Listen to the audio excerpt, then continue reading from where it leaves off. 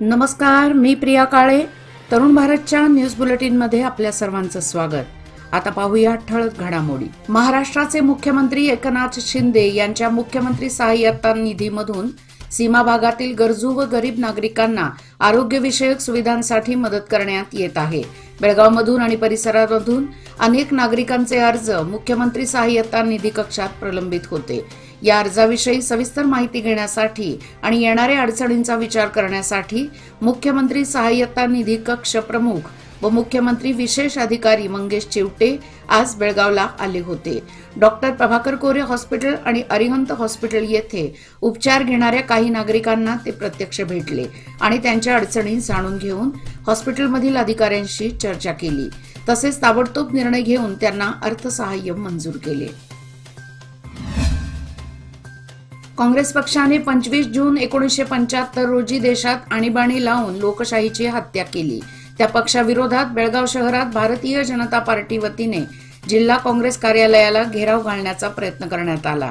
49 वर्षापूर्वी देशवासियांवर केलेल्या अत्याचार विरोधात सोमवारी शहरातील शासकीय विश्रामगृहापासून सोन्या मारुती चौक येथील काँग्रेस कार्यालयाला घेराव घालण्याचा प्रयत्न करून निषेध करण्यात आला.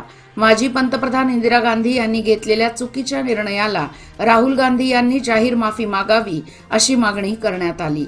यावेळी पोलिसांनी भाजपच्या कार्यकर्त्यांना अटक केली. यावेळी भाजपचे राज्य उपाध्यक्ष अनिल बेनके, माजी आमदार महांतेश दौड्डगौडा, संजय पाटील यांच्यासह शेकडो भाजप कार्यकर्ते उपस्थित होते. खरीप हंगामाला प्रारंभ झाला आहे, त्यामुळे शेतकऱ्यांची शेताकडे वर्दळ वाढू लागली आहे. येळ्ळूर, धामणे व इतर रस्त्यांवर शेतकऱ्यांना बस थांबा द्यावा अशी मागणी कर्नाटक राज्य रयत संघटना हरित सेना यांच्या वतीने परिवहनकडे करण्यात आली आहे. याबाबतचे निवेदन परिवहनचे डीटीओ के लमाणी यांच्याकडे सुपूर्द करण्यात आले आहे. येळ्ळूर, धामणे, शहापूर, अनगोळ परिसरातील शेतकऱ्यांची धामणे येळ्ळूर रस्त्याशेजारी शेती आहे, त्यामुळे शेतकऱ्यांची ये जा असते. सध्या शिवारातील कामाची धांदल सुरू आहे, त्यामुळे शेतकरी, महिला व शेतकऱ्यांना बस थांबवावी अशी मागणी करण्यात आली आहे. अतिवृष्टीमुळे संभाव्य पूरस्थिती उद्भवल्यास करावयाच्या खबरदारीबाबत ग्रामपंचायतीमध्ये दर महिन्याला आपत्ती व्यवस्थापन प्राधिकरणाची बैठक घेण्याचे निर्देश जिल्हाधिकारी नितेश पाटील यांनी दिले आहेत.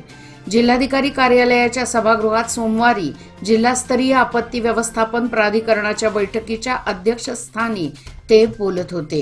पूरस्थितीचे पुरेपूर व्यवस्थापन करण्यासाठी ग्रामपंचायत स्तरावर यापूर्वीच स्थापन करण्यात आलेल्या टास्क फोर्स समित्यांनी अनिवार्यपणे बैठका घ्याव्यात आणि बैठकीचे इतिवृत्त न चुकता जिल्हाधिकारी कार्यालयाकडे पाठवावे. पुराच्या काळात ग्रामपंचायतींची भूमिका अत्यंत महत्त्वाची असून या संदर्भात आपत्ती व्यवस्थापनाच्या बैठका घेणे अनिवार्य असल्याचे त्यांनी सांगितले. पशुसंगोपन खात्यामार्फत लंपी संसर्गजन्य रोगाला आळा घालण्यासाठी 20 जून ते 20 जुलै दरम्यान प्रतिबंधक लसीकरण मोहीम राबवण्यात आली आहे. जिल्ह्यातील सर्व जनावरांना मोफत लस टोचली जात आहे. मागील 2 वर्षापासून ऑगस्ट दरम्यान जिल्ह्यात लंपी रोगाने थैमान माजवले होते. या पार्श्वभूमीवर यंदा देखील जून महिन्यातच ही मोहीम अधिक तीव्र करण्यात आली आहे. जिल्ह्यात लंपी रोगाने 2 वर्षापूर्वी 25,000हून अधिक जनावरांचा मृत्यू झाला होता, त्यामुळे पशुपालकांना मोठा फटका सहन करावा लागला होता. ऑगस्ट दरम्यान या रोगाचा फैलाव झाला होता, त्यामुळे खबरदारी म्हणून यंदा ऑगस्ट पूर्वीच प्रतिबंधक लसीकरण मोहीम राबवण्यात आली आहे.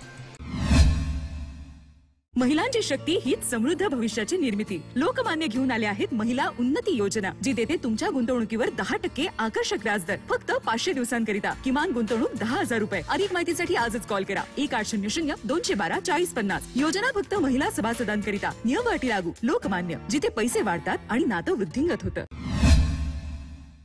राज्यात अल्प व अत्यल्प भूधारक शेतकऱ्यांची संख्या वाढली असतानाच कर्नाटक राज्य प्रशासनाने मात्र त्यांच्यासाठी असलेल्या बैलचलित अवजारांवरील अनुदानाच्या योजना बंद केल्या आहेत, तर काही अनुदानित योजना नावापुरत्याच चालू आहेत.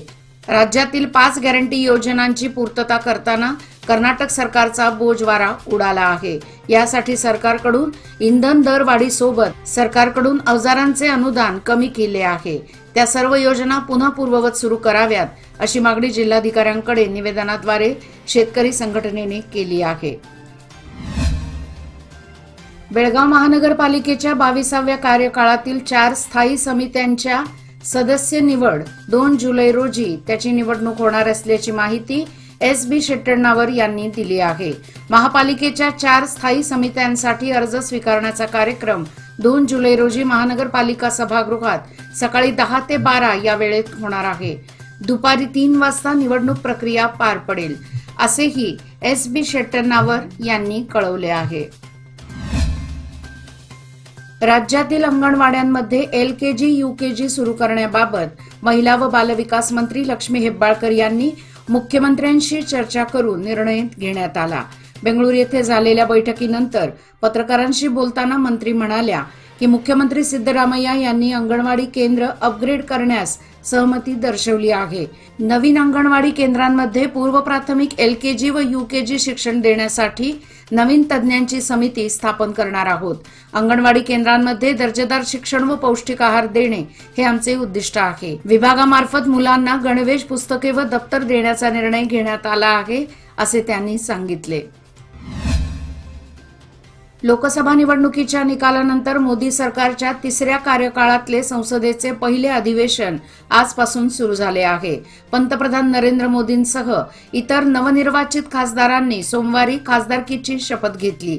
त्यावेळी पंतप्रधान मोदींनी माध्यमांशी संवाद साधला। ते म्हणाले, आजचा दिवस संसदीय लोकशाहीचा अभिमानाचा दिवस आहे, गौरवाचा दिवस आहे। स्वातंत्र्यानंतर पहिल्यांदाच आपल्या नवीन संसदेत ही शपथ घेतली जात आहे। आतापर्यंत ही प्रक्रिया जुन्या संसदेत होत होती। स्वातंत्र्यानंतर दुसऱ्यांदा एका सरकारला सलग 3ऱ्यांदा देशसेवेची संधी मिळाली आहे। आमच्या जबाबदाऱ्या 3 पटीने वाढल्या आहेत। म्हणूनच मी देशवासियांना आश्वासन देतो की आमच्या 3ऱ्या कार्यकाळात आम्ही तिप्पट मेहनत करू असे ते म्हणाले।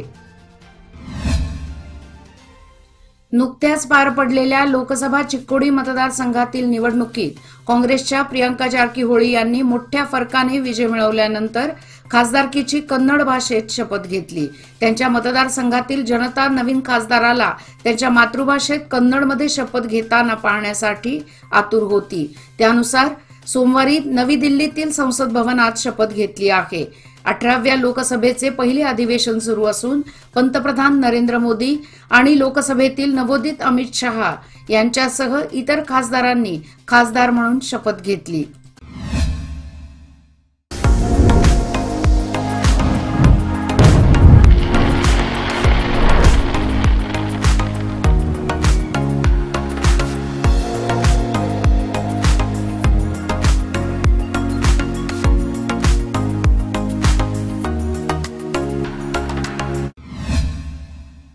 मंटूर तालुका रायबाग येथील माध्यमिक शाळेतील 77 विद्यार्थ्यांना शेजारील निपनाळ येथील शाळेचा आधार घ्यावा लागत आहे। या विद्यार्थ्यांना शिक्षण घेण्यासाठी दररोज 6 किलोमीटरची पायपीट करावी लागत आहे। याची शिक्षण विभागाने गांभीर्याने दखल घेताना मंटूर येथे माध्यमिक शाळा सुरू करावी अशी मागणी करण्यात येत आहे। या संदर्भातील मागणीचे निवेदन ग्रामस्थांनी आमदार व शिक्षण विभागाला दिले असून त्याची अद्याप दखल न घेतल्याने नाराजी व्यक्त होत आहे। केरूर गावातील सार्वजनिक शाळेच्या प्राथमिक व माध्यमिक विभागातील खोल्या बांधण्यासाठी 1,69,38 लाख रुपयांचे अनुदान मंजूर करण्यात आल्याची माहिती विधान परिषद सदस्य व कर्नाटक सरकारचे दिल्ली प्रतिनिधी प्रकाश हुक्केरी यांनी दिली। हिरण्यकेशी सहकारी साखर कारखान्याकडून सन 2023 व 24च्या गळीत हंगामात ऊस पुरवठा केलेल्या शेतकऱ्यांच्या खात्यावर 60 कोटी रुपयांचे ऊस बिल जमा केले आहे। उर्वरित 26 कोटी रुपये ऊस बिल काही दिवसात शेतकऱ्यांच्या खात्यावर जमा करण्यात येणार असल्याची माहिती आमदार निखिल कत्ती यांनी दिली। ते येथील PLD बँकेत पत्रकार परिषदेत बोलत होते। गेल्या कित्येक वर्षापासून बेडकीहाळमध्ये अनेक शाश्वत विकास कामे झालेली नाहीत। विशेष करून दूधगंगा नदी परिसरात धोबीघाट निर्मितीचे काम रखडलेले आहे। याशिवाय ऐतिहासिक तलाव सुशोभीकरण, गावातील मुख्य रस्ते, चक्री रस्ता यासह अनेक कामे होणे बाकी आहे। या सर्व विकास कामांचा आराखडा तयार करून पालकमंत्री सतीश जारकीहोळी यांची भेट घेऊन विकास कामे राबवण्याची मागणी निवेदनाच्या माध्यमातून करण्यात आली असल्याची माहिती ग्रामपंचायत अध्यक्ष शिवानंद बिजले यांनी दिली। कोगनोळी येथील मंदिर परिसरामध्ये गावच्या वैभवात भर टाकणारा प्राचीन तलाव आहे। अलीकडे या तलावाची मोठ्या प्रमाणात दुरावस्था झाली आहे। याकडे ग्रामपंचायत प्रशासनाचे दुर्लक्ष झाल्याने नागरिकातून नाराजी व्यक्त होत आहे। गावच्या मध्यभागी हा तलाव आहे। गावातील बहुतांशी नागरिकांचा उकिरडा नसल्याने घरातील कचरा, घाण, शिळे अन्न, खरकटे पाणी यासह अन्य टाकाऊ वस्तू या तलावामध्ये टाकल्या जात आहेत। त्यामुळे पाणी दूषित होण्याचा धोका वाढला आहे। सकाळपासून संध्याकाळपर्यंत महिला व नागरिक या तलावामध्ये कचरा व घाण टाकताना दिसून येत आहेत। याचबरोबर आजचे बातमीपत्र इथेच संपले। अधिक माहिती आणि ताज्या घडामोडी करता पाहत रहा तरुण भारत न्यूज चॅनल। तसेच आमच्या चॅनलला लाईक, शेअर आणि सबस्क्राईब करायला विसरू नका आणि विश्वासार्ह बातम्यांसाठी दररोज वाचा दैनिक तरुण भारत। धन्यवाद।